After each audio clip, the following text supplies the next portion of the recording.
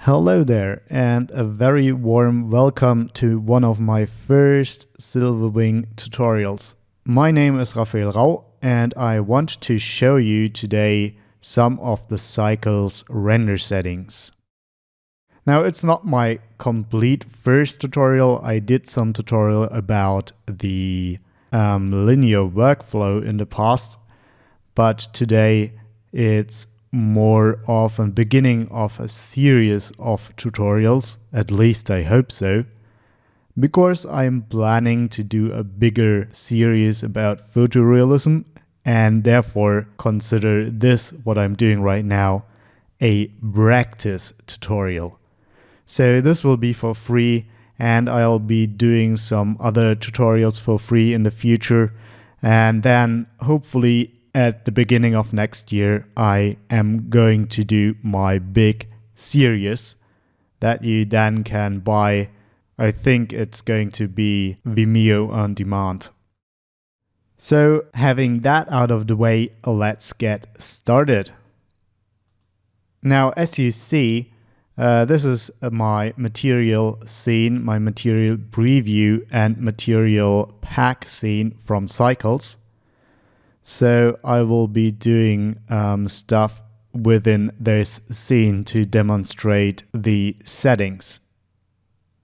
If you want to download the scene, you can go to my website at silverwing-vfx.de, go over to the free stuff section and then download it right away.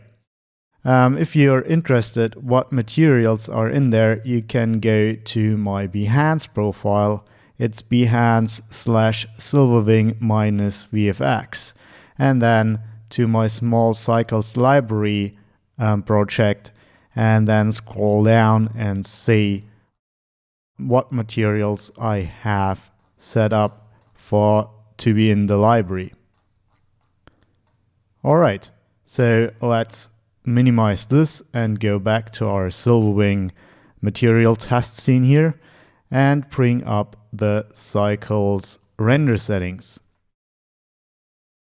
Now, what I'm going to talk about mostly today is the light, path, and ray depth settings inside of Cycles, because there's quite a lot of settings in here that might be confusing if you're working with Cycles for the first time.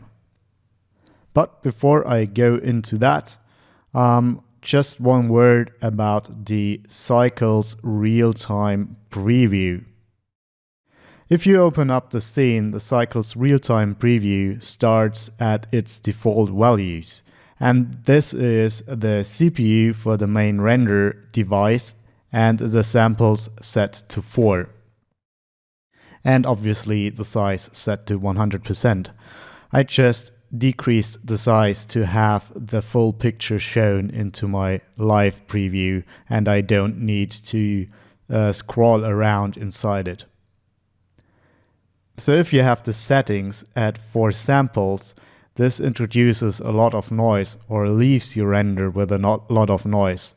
This might not be that much of a hindrance if you're just moving around with your camera like this, because you're updating your viewer all the time and therefore never leaving it to finish the rendering. But if you want to see what you're doing, mainly getting a more clean render, it is of advantage setting the samples to maybe 16. Now, there's another thing you need to know with the samples. It's not actually 16 samples it's taken, but actually 256. I just restart the rendering to show you again. So if I do so, you can see that the actual sample count is 256, and it's counting upwards towards it till it's done. Now, this is because this number here, the 16 samples, is taken by the power of 2 to get to 256. And you should just keep in mind that raising this value adds a lot more samples to your scene, because this number is just the square root of the samples that are actually taken. In other words, this number by the power of 2 is the actual count of the samples. Hopefully that didn't confuse you. Now back to my render settings. You can see that there are quite some different settings in here. So we have the minimum transparency depth, the maximum transparency depth, the min ray bounces, the max ray bounces, the diffuse depth, the glossy depth, the transmission depth, and finally the volume depth. So those are quite a lot of settings. Now, the first thing I'm going to talk about is the max ray bounces here, because it's really important that you know this. The max ray bounces limits the maximum overall bounces in your scene, meaning that right now, even if there are numbers like 2 or 12, you're limiting your scene to maximum 1 ray bounce. So let me show you that in another example. So I have made some tools here. Now let me just get this going. That consists of some planes with glasses in there. You can see that all the glasses are black, but they should be transparent. And this is because the max ray bounce is set to 1. Now each glass has a thickness, so there are 2 reflections and 2 refractions that need to happen within one glass. But right now we only allow it to have 1. So if I set this up to 2, you can see that I am allowed now to look through the first glass. You can see that everywhere where we only need 2 bounces to look through something, we can see through it. Obviously, this number doesn't mean anything if we are limiting our rays to 2 in the beginning.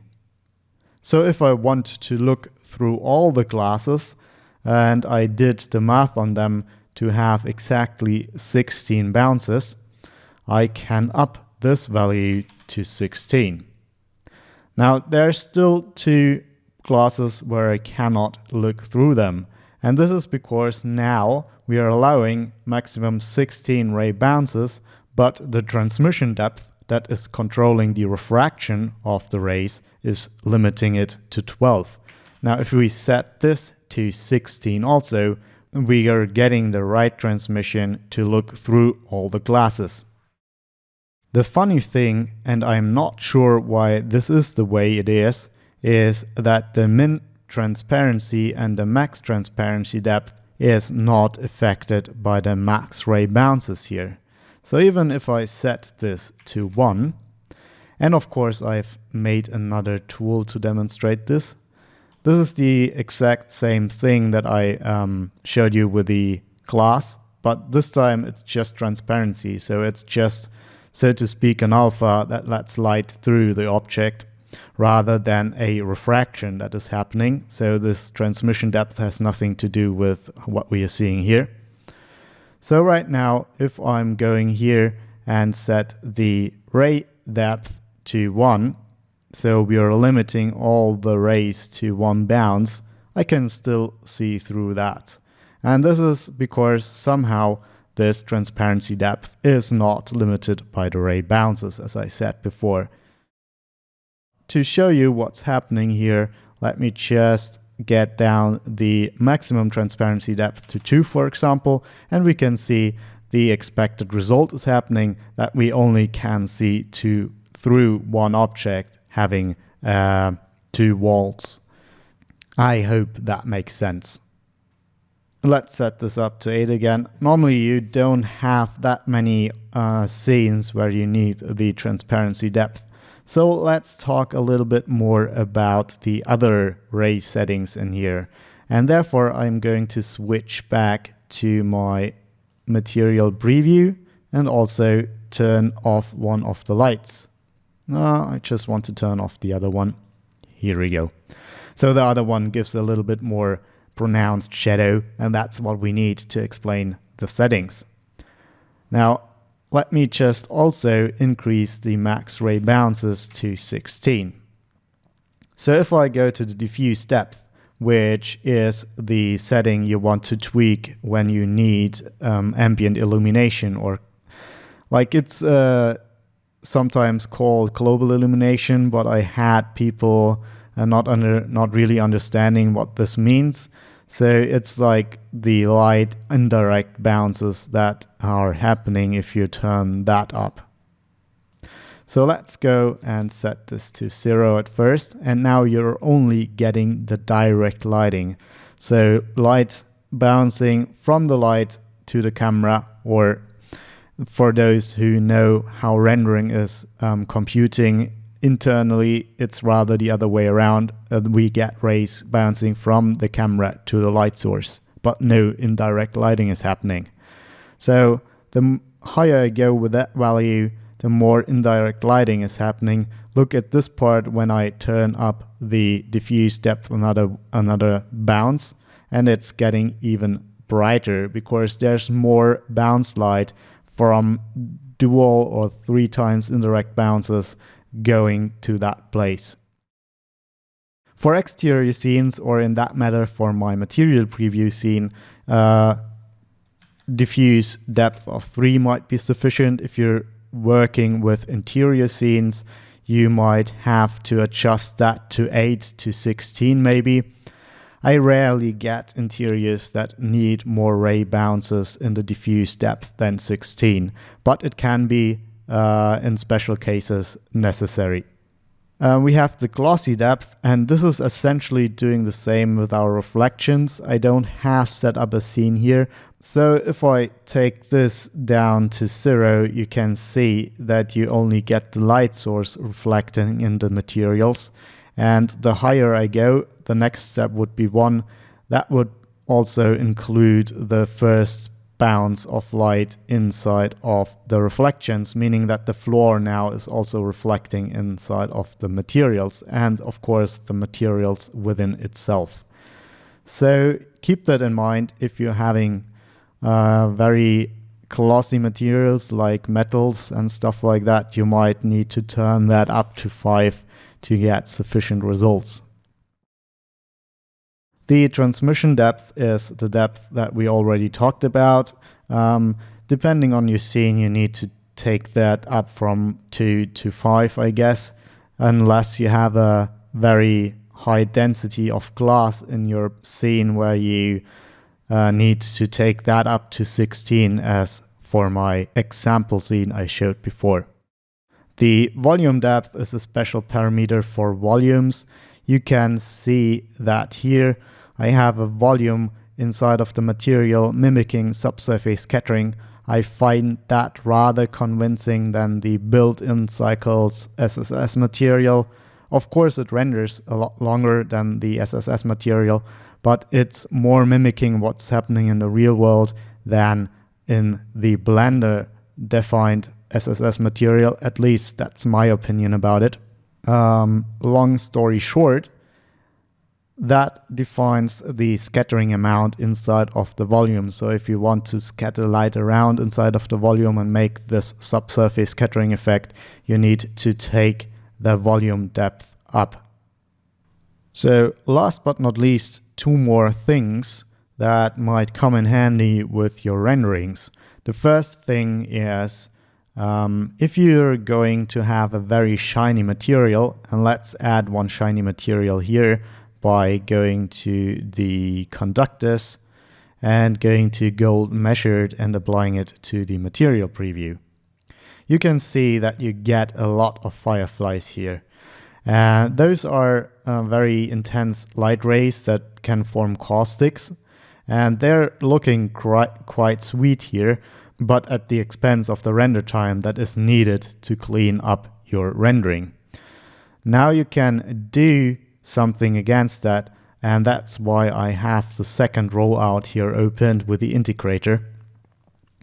And you can get the noise level down by using a clamp, And the clamp essentially is limiting the energy that is transported within a light ray or within a ray.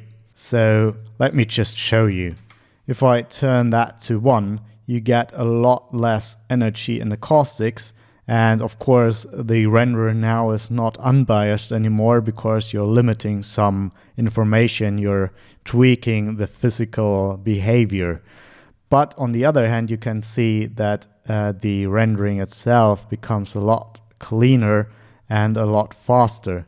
So if you're only tinkering around with materials like metals and having like reflective caustics that can be a pain in the ass to get noise free, you can clamp the indirect.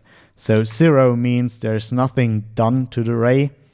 And if you clamp it to 1, that means that you clamp it to an intensity of pure white.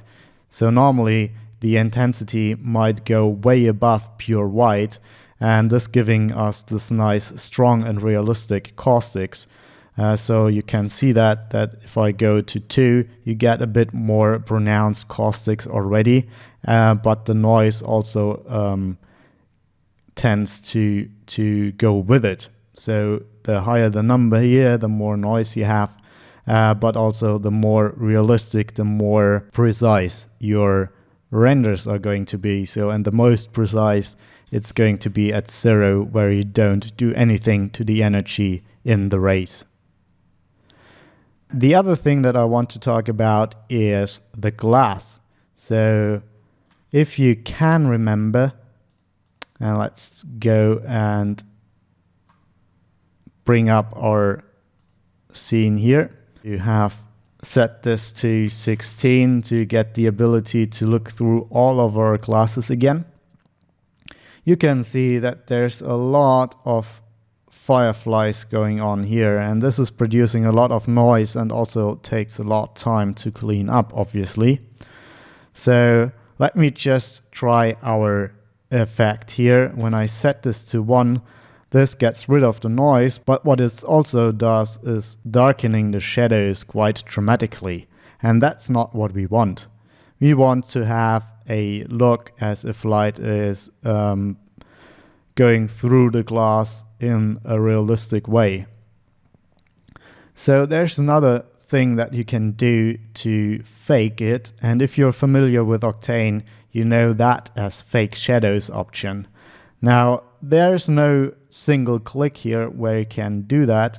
You have to go inside of the material and do a tweak to get fake shadows. So let me just set this back to the clamp indirect.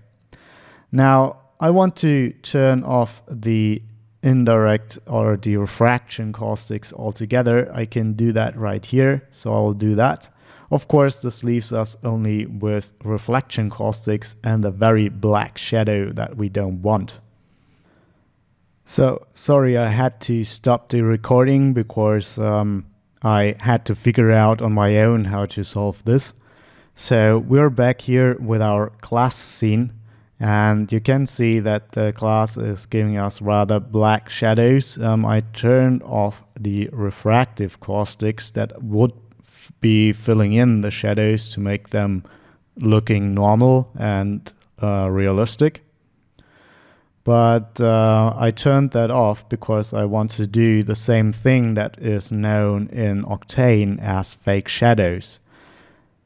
Unfortunately, in Cycles, there's no button that you can press that then creates fake shadows, but you can do that within a material. Now, I've already set up the material and I just real quick want to go through the settings.